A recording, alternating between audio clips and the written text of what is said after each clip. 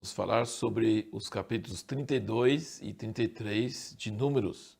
No capítulo 32, as tribos de Ruben e Gade e meia tribo de Manassés foram falar com Moisés que não queriam atravessar o Jordão porque a terra de Sion e de Og, que já tinham conquistado, todo Israel estava ali, já era muito bom aquele terreno, não precisava de atravessar o Jordão. E eles tinham muito gado e tinha muito pasto bom ali, eles não queriam atravessar. Moisés estava tão traumatizado com o que tinha acontecido 40 anos antes que ele nem deixou eles terminar de falar.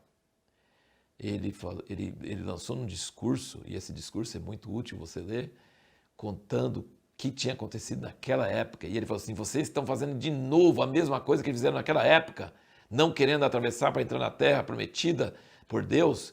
Vocês se levantaram 40 anos depois e ele soltou os cachorros em cima deles. Ele falou assim: não, não, não, não. Veja bem, a gente vai deixar nossas famílias, nosso gado, e nós vamos atravessar junto com nossos irmãos para a guerra e ajudar eles a conquistar a terra, e depois a gente volta para cá e fica aqui no nosso lugar, do lado de cá do Jordão. Aí Moisés falou assim: ah, bom, então tá certo. E aí era justo porque quem tinha guerreado contra Sion e Og era todo Israel. Então não era justo que as duas tribos e meia ficassem na terra que todo Israel tinha conquistado e depois deixasse os outros ir sozinhos, né? Então eles falaram: não, nós vamos juntos e nós vamos guerrear até que todo mundo possua a terra. E aí eu achei muito interessante que fala 8 vezes, em poucos versículos, a expressão perante o Senhor. Você pode até sublinhar isso, se você ver o capítulo 32. Perante o Senhor, perante o Senhor, perante o Senhor. Parece que Moisés está sabendo que ele vai morrer, Josué vai levar eles para a terra, e ele queria que eles tivessem temor de Deus, diante de Deus.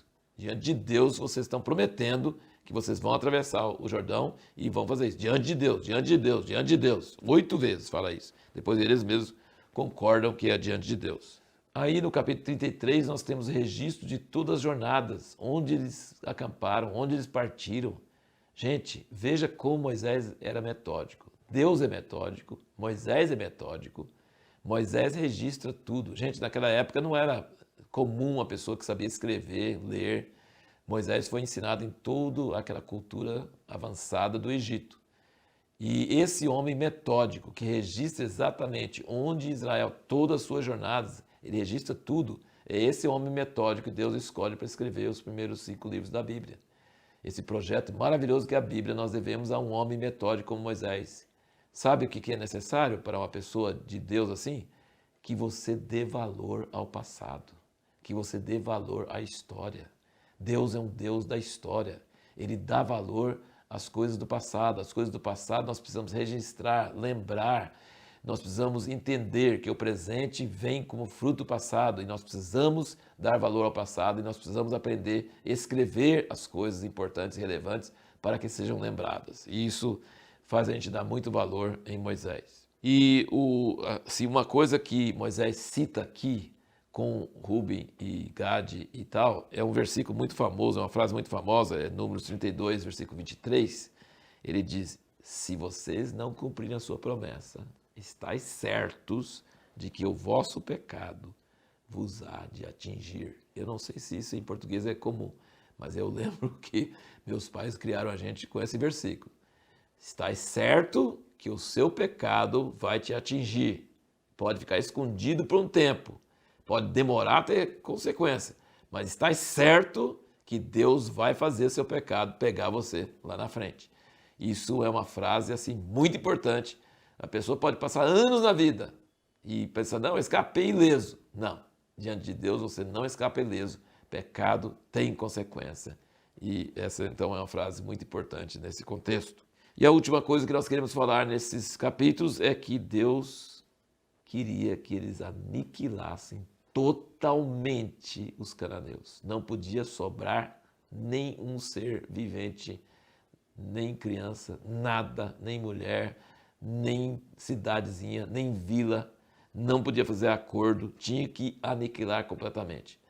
Se você lembrar de Gênesis 15, Deus falou com Abraão: seus filhos vão para o Egito e vão ficar lá 400 anos, porque a medida do pecado dos cananeus ainda não está completa. Então ele falou: não posso destruir os cananeus porque eles não cometeram pecado suficiente. mas daqui 400 anos vai ter uma cultura depravada, horrível, que oferecia às crianças a Moloque, que era imoralidade terrível.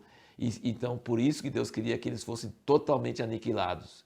Sabe, parece uma coisa muito cruel para nós, mas era necessário. Assim, se ficar um pouquinho, sabe o que vai acontecer? Esse pouquinho vai contaminar vocês. Vocês vão se tornar tão maus quanto eles e eu vou ter que acabar com vocês. Entendeu? Então, assim, a coisa importante de aniquilar uma cultura errada é acabar com tudo para que aquilo não venha a contaminar o resto. Qual a lição que nós podemos aprender disso para nós? Para nós, hoje, não é pessoas, mas é a carne. A pessoa nasce de novo, é um cristão, serve a Deus, mas ele deixa umas coisinhas dentro da vida dele. Ele deixa uns cantinhos aí. Não, isso não tem problema.